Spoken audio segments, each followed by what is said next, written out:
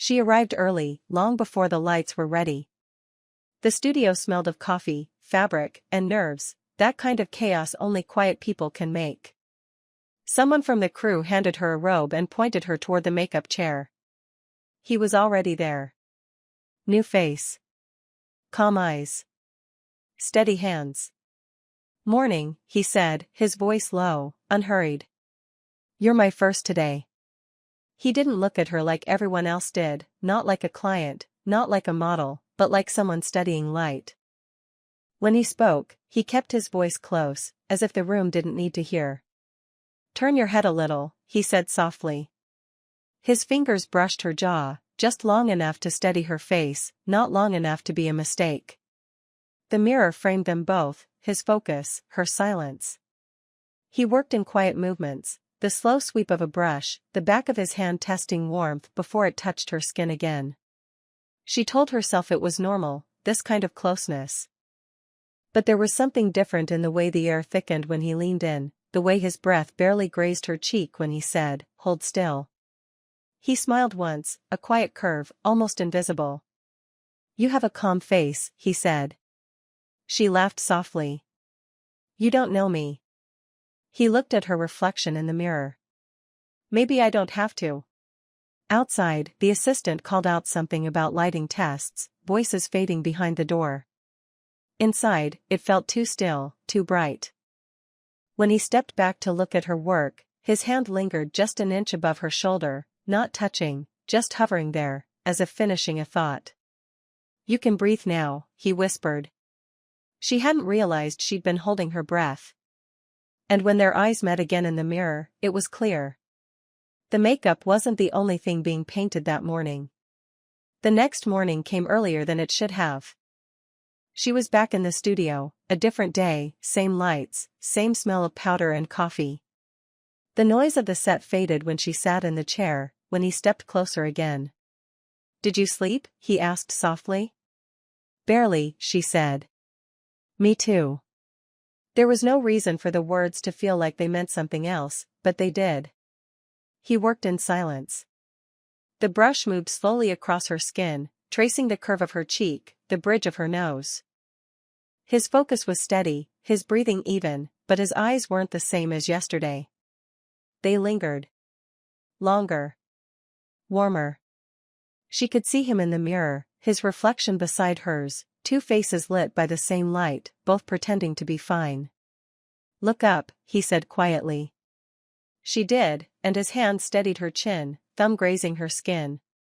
That small touch changed the room. The air shifted, heavier, closer. She could smell the faint hint of cologne mixed with the scent of makeup, something clean, something real. Their eyes met again in the glass, and the space between words started to dissolve. He stepped around to her side, close enough for his sleeve to brush her arm. The mirror now showed only her face, and his shadow. When he leaned closer, his voice barely a whisper. "You know, you don't have to hide what you feel in here." Her heart stumbled. She turned her head, too slowly, and found his eyes instead of his reflection. For a moment, neither of them breathed. His hand stayed at her jaw, a pause, a question, an invitation. She didn't move away. The brush slipped from his other hand, landing softly on the counter.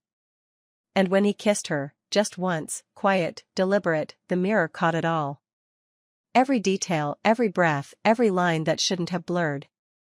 The studio buzzed outside their small room, laughter, chatter, the click of cameras being tested, but in the dressing area, time seemed to stall. The mirror reflected what no one else could see, her flushed cheeks, his trembling hand still resting near her face, the faint trace of color smudged where the lipstick had met skin. Neither spoke. There was nothing to say that wouldn't sound like a mistake. He turned first, reaching for a tissue, pretending to fix what didn't need fixing. "Your makeup," he murmured. "It's a little uneven now." Her voice came out barely audible. "It's fine." "It's not," he said softly, and smiled in that quiet, impossible way that made everything worse. The brush moved again, this time slower, deliberate. Each stroke felt heavier, the space between them smaller. She could see his reflection behind her, the way he focused too long, how his jaw tensed like he was fighting something invisible. "Does this happen often?" she asked suddenly, though she didn't know why. He stopped. "What?" "Moments like this." He met her gaze in the mirror, the kind of look that felt like a confession. "No," he said finally. "Only once." The silence that followed wasn't empty. It was full, of breath, of warmth, of everything neither of them should have been feeling. She turned toward him again, slower this time.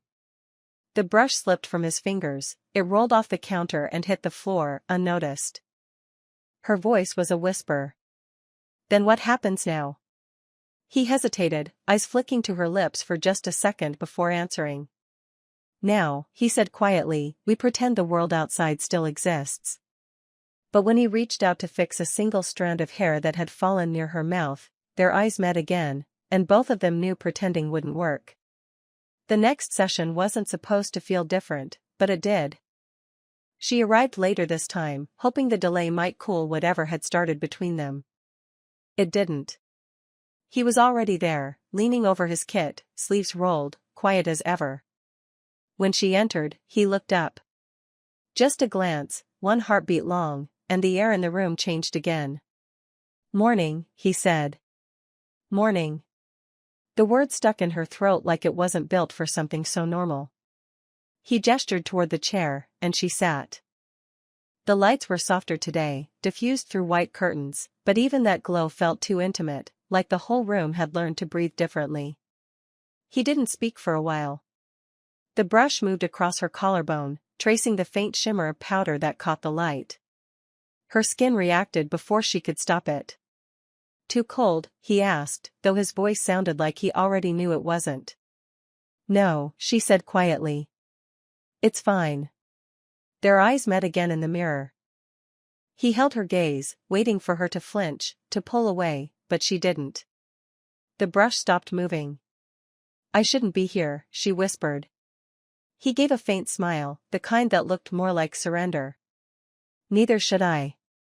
She watched him lower the brush, his hand hovering near her shoulder, hesitant, searching for permission he wasn't supposed to ask for. Her breath hitched when his fingers finally touched, not hard, not deliberate, just enough to feel real. For a moment, everything around them faded, the noise outside, the hum of lights, the clock on the wall. There was only that stillness, the kind that always comes right before something breaks. He stepped back first, jaw tense. "We should stop."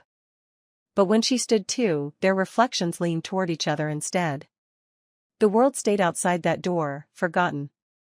Inside, there was just the sound of two people breathing the same air and a mirror that didn't dare look away. By the fifth day, routine should have felt normal again, but it didn't. She arrived on time, coffee in hand, her steps echoing through the empty hallway of the studio.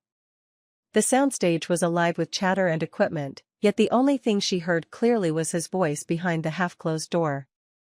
"Morning," he said, without looking up. It was just one word, but it carried the weight of everything they hadn't said since the last time. She sat, pretending to scroll through her phone while he set out his brushes. The air between them was filled with the quiet hum of the lights, a sound that always felt louder when he was near. When he finally turned toward her, she saw it, that hesitation in his eyes, the same one she felt in her own chest. "We can start," he said softly, and it wasn't clear whether he meant the makeup or something else entirely. The first touch came as always, professional, practiced. But it lingered a fraction longer than it should have. His thumb steadied her chin, his breath close enough for her to catch the faint trace of mint and coffee. She closed her eyes without realizing it, and for a moment, the world narrowed to warmth and stillness. The mirror caught everything, the brush strokes, the shadows of their faces, the rhythm of two people pretending the space between them wasn't shrinking. Outside, someone called for the lighting crew. The sound felt distant, blurred. When she opened her eyes again, he was still there, his hand frozen halfway through emotion, like even time didn't want to interrupt. "I can't," he whispered. She wasn't sure whether he was talking to her or to himself. But then she turned her head slightly, the faintest movement, and suddenly, he was close enough for the silence to break on its own. It wasn't a kiss meant to last. It was a moment that had been waiting, quiet and patient, beneath every word they hadn't said. And when it ended, neither of them stepped back right away. Because there are moments that don't belong to reason, only to breath, to pulse, to quiet surrender. The next morning she told herself it was fine, that the world hadn't changed. She brushed her hair, put on the same coat, drank the same bitter coffee. But every reflection she passed, the car window, the studio door, even the silver rim of a coffee cup, felt like a mirror waiting to remind her. He didn't look up when she entered, though she felt him notice. "Morning," he said, too soft. "Morning," she answered, too quickly. Everything that used to be simple, standing close, the small talk, the quiet, now felt like it carried something unspoken between every word. He reached for a palette, his hand steady. "We should start." She nodded, but her throat was dry. The brush touched her cheek again. Nothing different, same motion, same care. Yet her pulse betrayed her. The scent of his skin, the faint warmth from his wrist brushing hers, it all folded time into a single, unbearable second. "Look at me," he said gently. It was part of his job, but it didn't sound like work. She did, and regretted it instantly. Because when she met his eyes, there was that same gravity again, pulling both of them towards something they couldn't name out loud. He stepped back, pretending to focus on his work, but his voice came quieter this time. "You're shaking." "I'm fine." "You're not." She laughed softly, nervous, real. "You sound like you care." He looked up. "Maybe I do." The room was too still after that. He leaned forward again, fixing a strand of hair that didn't need fixing, fingers grazing her neck. Her breath faltered, his hand froze halfway. Neither of them moved. Outside, someone knocked on the door, a reminder of the world waiting just beyond the wall. He dropped his hand. "We should get back." "Yeah," she whispered. But when he turned away, her reflection caught his, two figures standing in the same light, both pretending not to miss the warmth that had already crossed between them. By the seventh day, the air between them was no longer just silence, it was memory. It followed her into the studio, into every reflection, every breath. Even the scent of foundation on the counter carried something familiar now, something she shouldn't have let stay. The set was quieter than usual that morning. The director's voice echoed from somewhere down the hall, muffled by the closed door. It was just the two of them again, her in the chair, him behind her, the mirror capturing every heartbeat they tried to hide. He didn't start right away. His tools were already lined up, brushes and palettes in perfect order, but his hands rested still on the table. She pretended not to notice. "You're early," he said finally. "I couldn't sleep," she admitted. He smiled faintly. "Me neither." It wasn't flirting anymore. It wasn't play. It was recognition, of the same restlessness that woke them at the same hour, in different rooms, thinking of the same mistake. When he began, his touch was steady, but his breathing wasn't. The brush slid gently across her collarbone, tracing highlights meant for the camera but made for something else entirely. He leaned closer to check the angle of the light, his reflection hovering beside hers.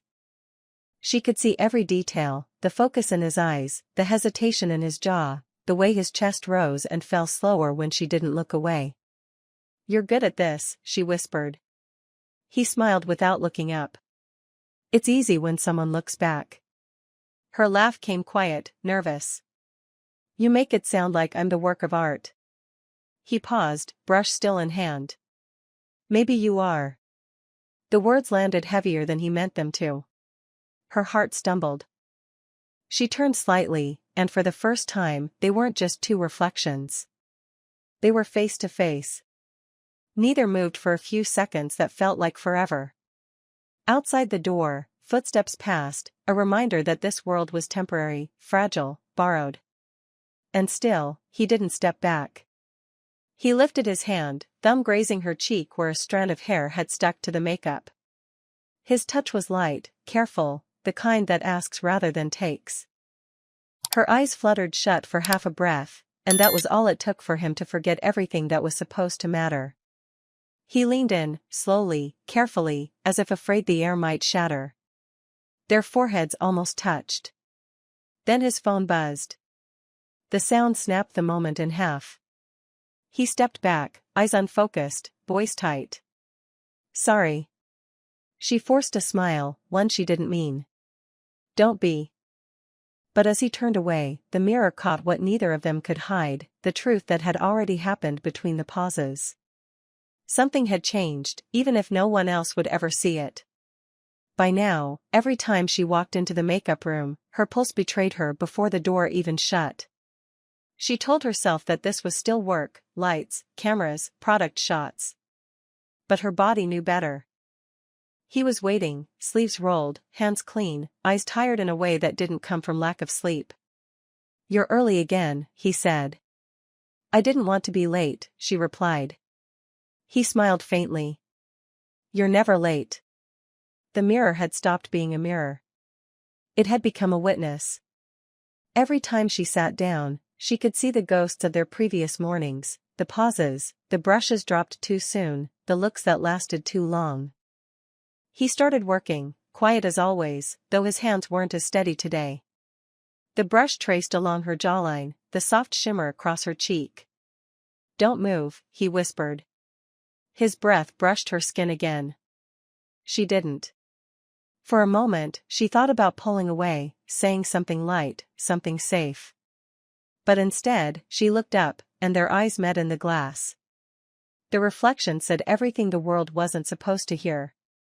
Outside, the sound of laughter from the crew leaked through the walls. Inside, there was only the low hum of electricity, their breathing, and the quiet sound of a heart deciding it didn't care about consequences. He stepped around the chair, closer now, holding a small brush like a reason to stay near.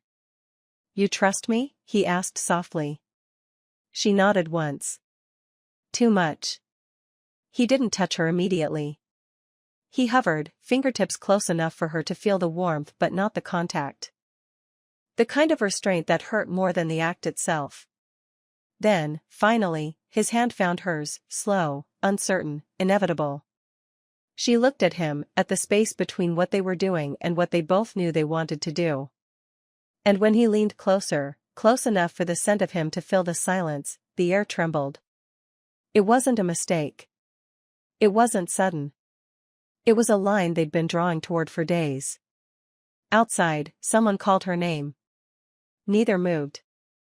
She woke up that morning already thinking about him, not in the way you think about someone you want, but in the way you think about something you shouldn't. Every small thing reminded her, the smell of her foundation, the rhythm of the train, the way sunlight reflected in glass, all of it felt like pieces of the same mirror she'd been living inside. When she arrived at the studio, the air felt heavier than usual. He was there, early again, unpacking his brushes. The faint sound of rain outside hit the window, slow and steady, like the world was waiting for them to make another mistake. "You look tired," he said. "So do you," she replied, setting her bag down. He smiled, tired, real. "Maybe we both stopped sleeping." She sat in the chair, heart loud in her ears. This time, neither tried to fill the silence. He worked slowly, carefully, like every movement mattered.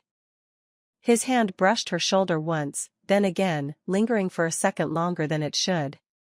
"I thought about quitting," he said suddenly. She froze. "Why?" "Because this isn't just work anymore." Her chest tightened. "You think it's that easy?" He shook his head. "No. That's the problem." The words hung between them, too fragile to touch. He leaned closer, checking the light on her skin, his reflection overlapping hers. The smell of coffee on his breath mixed with the scent of her perfume, and the mirror blurred behind the fog of their breathing. "You should stop me," he whispered. "I should," she said. But she didn't. His fingers traced the side of her face, slow, deliberate, trembling, and when their eyes met again, there was nothing left to pretend. The space between them vanished in one breath, one quiet surrender that didn't ask for permission. Outside, someone knocked on the door again. Neither moved. Because sometimes silence doesn't mean guilt, it means understanding. And the mirror, once again, said everything they couldn't. It was raining harder that morning, the kind of rain that blurs the city into soft edges and reflection. She told herself it was fitting. Everything lately had felt like a reflection, too bright, too close, too real. The studio was quiet when she arrived. The crew was late, the air smelled like wet pavement and leftover perfume from the night before. She set her coffee down, half empty, half forgotten. He was already there, by the mirror, his hair damp from the rain, sleeves rolled to the elbows. He didn't say hello. He didn't have to. Their eyes met in the reflection, and that was enough. "I thought yesterday would be the last," he said quietly. "So did I," she whispered. But neither of them sounded convinced. He turned on the small lamp near the mirror. The light was low, golden, almost like evening. It wrapped around them like a secret, hiding the sharpness of the world outside. She sat, and for a moment, neither moved. When he began, his hand trembled, just once, barely noticeable. The brush slid across her skin, a thin line of color, a soft correction that didn't need fixing. She could feel the warmth of his palm hovering near her jaw, the quiet rhythm of his breath syncing with hers. "Does anyone know?" she asked suddenly. He shook his head. "No. But sometimes I think the mirror does." She smiled faintly, though her voice cracked. "It sees too much." "That's what mirrors do," he murmured. "They keep secrets no one asks about." He moved closer, not because he needed to, but because he wanted to. His hand brushed a strand of hair from her face, his fingers tracing the edge of her neck as if memorizing it. She felt the pulse beneath her skin betray her, too quick, too alive. "You shouldn't let me," he said, barely above a whisper. "I already did," she answered. He stopped.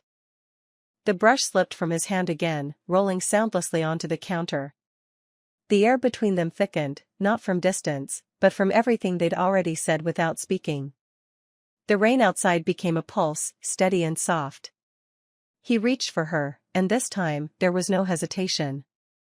Her hands found his shoulders first, and his breath met hers halfway, a quiet surrender that had been waiting since the first morning. It wasn't passion. It was inevitability. And when they finally parted, just inches apart, neither could look at the mirror. Because it wasn't a reflection anymore. It was proof. The storm had passed by the time she woke. She sat on the edge of her bed, hair still smelling faintly of studio powder and rain, replaying every glance, every touch that hadn't needed words. Her phone buzzed, a message from her husband, "Dinner tonight?" She stared at it for a long time before typing of course. At the studio, everything looked the same. Same mirror. Same chair. Same light. But nothing felt the same. He was already there, quiet, folding a towel. The air between them pulsed like something alive. "You're early," she said. He smiled a little. "Habit." She sat, waiting for him to begin. He didn't move. Not at first. Instead, he leaned against the counter, arms crossed, watching her through the reflection. "We keep pretending this is about work," he said. "It's not," she whispered. "I know." He walked toward her then, slow, careful, like someone crossing ice that could break at any step. When he stopped behind her, his reflection framed hers, two people caught in a moment that didn't belong to either of them. "I tried to forget," he said. "I did too." "Did it work?" "No." He reached for the brush, his hand steady now, tracing color along her cheek. But this time, he didn't stop when it was perfect. His fingers lingered, sliding to her jaw, then down her neck, gentle, trembling, real. She turned toward him before she even realized she'd moved. Their lips met again, softer this time, slower, full of everything they'd been afraid to say. The world outside might still exist, but inside that small, bright room, nothing did except them. When they finally pulled apart, the mirror showed two strangers trying to remember who they were before this. And for the first time, she couldn't. That night, she drove home in silence. The city was blurred through her windshield, lights bending in the rain, turning into colors that looked too much like what she felt inside. She didn't turn on the radio. She didn't want anything to fill the quiet. The sound of the tires on wet asphalt was enough, it matched her heartbeat, heavy, uneven, real. When she opened the door to her house, the air felt heavier than usual. Her husband was in the kitchen, sleeves rolled up, pouring wine. He smiled when he saw her, the same smile he'd had for years. Familiar. Safe. The kind of smile that used to warm her. "Long day?" he asked. She nodded, setting down her keys. "You could say that." He poured her a glass, placed it in her hand, and started talking, something about his day, about meetings, and numbers and things that didn't matter anymore. She listened, or pretended to. But her eyes drifted, to the window, to the reflection of herself in the glass. The same woman. But not really. When he leaned forward to kiss her cheek, she froze for half a second too long. It was enough. He noticed. "You okay?" he asked.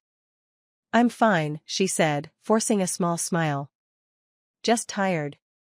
He nodded, and the conversation went on, as if nothing had changed. But everything had. Later, when he fell asleep beside her, she lay awake staring at the ceiling. The house was quiet, too quiet, and her mind wandered back to that room, to the smell of makeup and coffee, to the way his hands had moved, careful and uncertain, as if afraid of breaking something invisible. She remembered the light from the mirror, soft, golden, wrapping around them like a secret that didn't belong to the world outside. She turned her head and saw herself again in the faint reflection of the wardrobe mirror. The same woman, same hair, same ring on her finger, but behind her eyes, something had shifted. Something irreversible. In her mind, she could still hear him whispering her name, could still feel the echo of his touch that hadn't faded, no matter how many times she told herself it should have. She wondered if he was lying awake too, staring at some ceiling, replaying everything they didn't say. The next morning, she looked at her husband as he packed his briefcase. He kissed her forehead and told her he'd be home late. She nodded, smiled, and didn't say anything. When the door closed, she stood in front of the mirror by the window, the same spot she always used to check her makeup before leaving for work. Only this time, she didn't look at her reflection. She looked through it. And for the first time, she realized, it wasn't guilt that stayed with her. It was the memory of being seen. The mirror didn't lie. It never does. It simply kept both versions of her, the woman who left home that morning. And the one who never really came back,